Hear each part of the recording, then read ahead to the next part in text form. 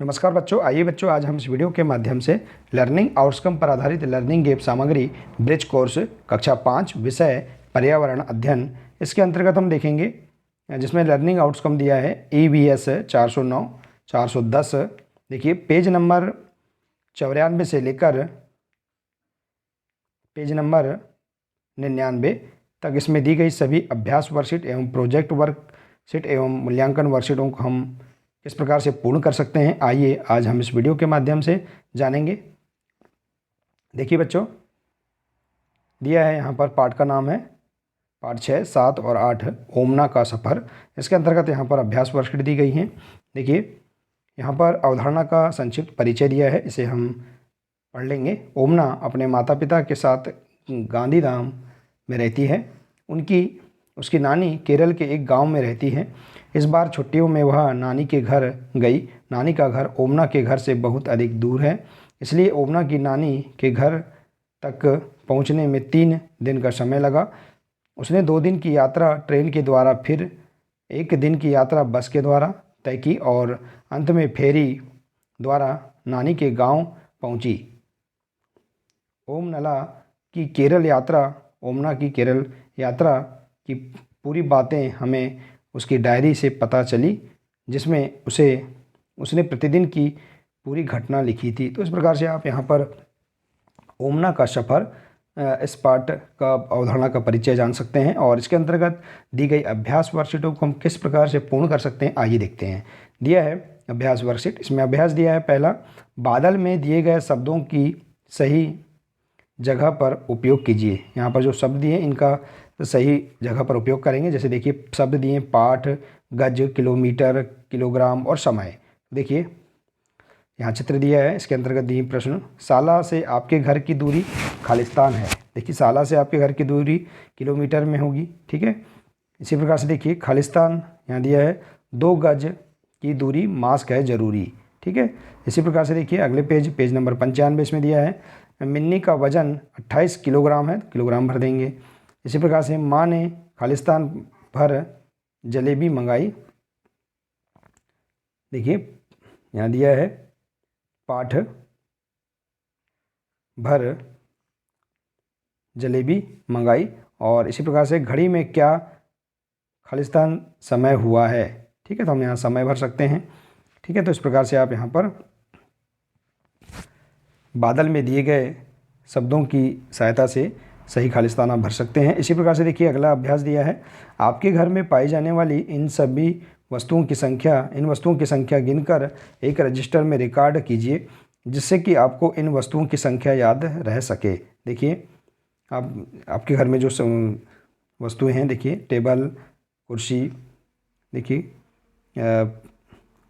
पुस्तकालय या खिड़की, पुस्तक, देखिए खिड़कियों की संख्या और पोस्टर या फोटोज़ की संख्या। तो इस प्रकार से आप यहाँ पर इनकी संख्या अपने घरों में कितनी है इनकी संख्या आप लिख सकते हैं। जैसे देखिए वस्तु का नाम टेबल, कुर्सी और खिड़की, कितनी संख्या है इनके नाम लिख सकते हैं। इसी प्रकार से देखिए अलमारी, इनकी संख्या कितनी है। देखिए हमने यहाँ उदाहरण स्वरूप बताया, यदि टेबल की संख्या आपके घर में 2 है तो आप 2 लिख देंगे, ठीक है बच्चों।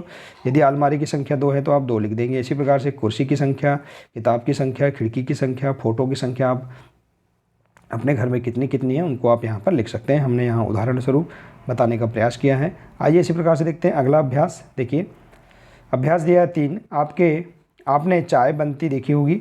जब पानी गर्म हो जाता है तो भाप बनकर उड़ जाता है, यह वाष्पन कहलाता है। जब यही भाप ठंडी होकर पानी बन जाती है तो संघनन कहलाता है। चाय के उदाहरण को समझकर नीचे दिए गए खाली खानों में सही शब्द लिखिए। देखिए यहाँ पर खाली जो खाने दिए हैं इनमें सही शब्द लिखेंगे। तो देखिए क्रियाएं, गर्म करने पर वह वाष्पन और फिर संघनन के बाद पानी बन जाना। तो इस प्रकार से यहाँ पर आप इस क्रिया को लिख सकते हैं। देखिए इसे गर्म किए हमने चाय को, तो ये वाष्प के रूप में, और इसके बाद इसे हम ठंडा करने पर यह संघनन के रूप में पानी बन जाता है। तो इस प्रकार से आप क्रियाएं लिख सकते हैं। इसी प्रकार से देखिए अगला पेज दिया है पेज नंबर 96, इसमें दिया है अभ्यास 4, आपने बारिश होते देखी है, कैसी होती है यह नीचे दिए गए चित्र के खानों में निम्नांकित शब्दों को लिखिए। जैसे देखिए बारिश कैसे होती है, वाष्पन, संघनन, सूरज, बादल और तालाब, ये शब्द दिए हैं, इसको आपको नीचे इन बॉक्स में लिखना है। जैसे देखिए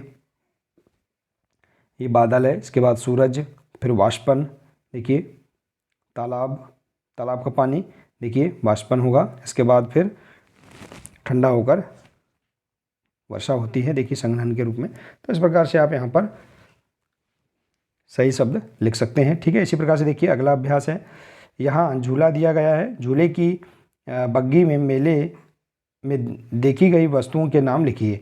देखिए यहाँ पर झूला है, इस झूले में जो झूलों की संख्या है, इनमें बैठे हुए व्यक्ति द्वारा देखी गई वस्तुओं के नाम लिखेंगे। जैसे बग्गी नंबर 1 पूरा मेला दिखेगा, बग्गी नंबर 2 में देखिए पूरा मेला दिखेगा, देखिए, और बग्गी नंबर 3 में कुछ दुकानें दिखाई देंगी, देखिए, और बग्गी नंबर 4 यहाँ पर देखिए अगर एक आदमी है तो उसे आसपास की दुकानें दिखाई देंगी। बग्गी नंबर 5 में देखिए पास खड़े हुए व्यक्ति और दुकानें दिखाई देंगी, पास की वस्तुएं दिखाई देंगी। बग्गी नंबर 6 में देखिए आसपास की दुकानें और वस्तुएं दिखाई देंगी। बग्गी नंबर 7 में कुछ दूर तक की दुकानें और वस्तुएं दिखाई देंगी, और बग्गी नंबर 8 में पूरा मेला दिखाई देगा। तो इस प्रकार से आप यहाँ पर इस झूले में जो यहाँ बग्गी नंबर दिए हैं, इसके आधार पर आप कौन कौन सी वस्तुओं के नाम आप यहाँ लिख सकते हैं कि किस प्रकार से दिखाई देंगी।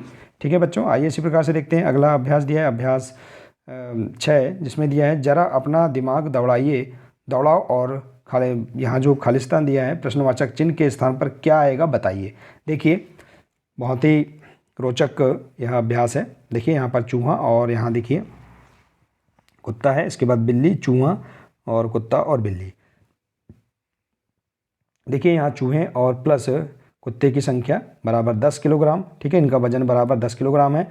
इसी प्रकार से देखिए, तो देखिए यहाँ पर 10 किलोग्राम, चूहे का वजन 3 किलोग्राम और कुत्ते का वजन 7 किलोग्राम, ऐसा मिलकर क्या हुआ 10 किलोग्राम हुआ। इसी प्रकार से देखिए यहाँ बिल्ली का वजन और चूहे का वजन मिलकर क्या हुआ है 8 किलोग्राम। तो देखिए बिल्ली का वजन क्या होगा 5 किलोग्राम होगा, और चूहे का वजन कितना है 3 किलोग्राम। तो इस प्रकार से यहाँ पर 8 किलोग्राम।